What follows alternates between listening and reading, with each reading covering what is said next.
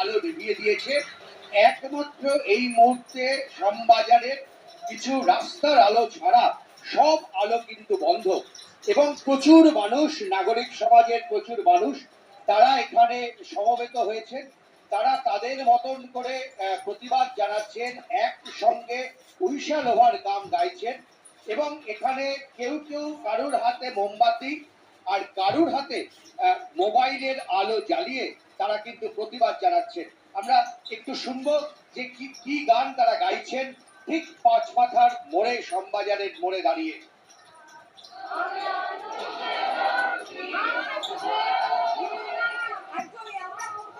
নিশ্চয় এই সুরিত গর্জে উঠছে চতুর্দিকে, আজকের প্রতিবাদের ভাষা আরো কঠিন, আরো কঠোর। একদিকে দেখছেন কল্লোলিনী তিলোত্তমাকে, যে কলকাতা পূর্ব পশ্চিম উত্তর থেকে দক্ষিণ আলো নিভিয়ে প্রতিবাদে সোচ্চার হচ্ছে, রাজ্যপালের চিকিৎসকের ডাকে তারাও সামিল হয়েছেন। সত্যি এই ছবি দেখা যায় না, অভূতপূর্ব নজিরবিহীন এই ছবি। এই ছবি প্রতিবাদের, এই ছবি গর্জে ওঠা রাজ্যকর কাণ্ডে। রাস্তার আলো পর্যন্ত আপনারা দেখতে পাচ্ছেন, বহুতলের আলো যেমন নিভিয়ে দেওয়া হয়েছে তেমন রাস্তার আলো নিভিয়ে দেওয়া হয়েছে। সবাই চাইছেন রাজ্যকর কাণ্ডে দোষীরা শাস্তি পাক।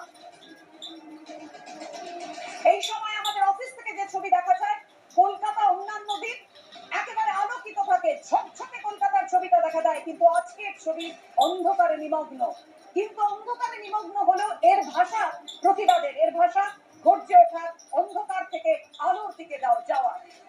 তমসমা জ্যোতির্গময় সেই ছবি দেখা যাচ্ছে বিভিন্ন দিকে। কথা বলবো, আমাদের সঙ্গে রয়েছেন আমাদের প্রতিনিধি অতসী মুখোপাধ্যায় কলেজ স্কোয়ার থেকে। অতসী, দেখাও সেই ছবি।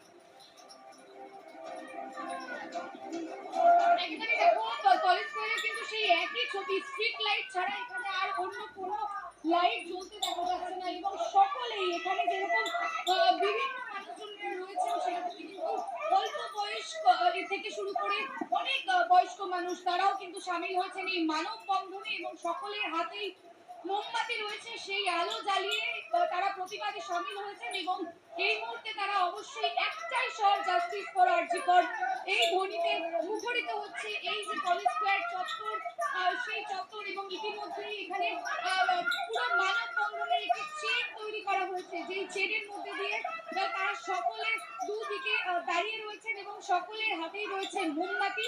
সেই আলোতেই আজকে আলোকিত হচ্ছে শহর কলকাতা, এবং সকলের প্রতিবাদের ভাষা এবং স্বর একটাই, জাস্টিস ফর আরজি কর।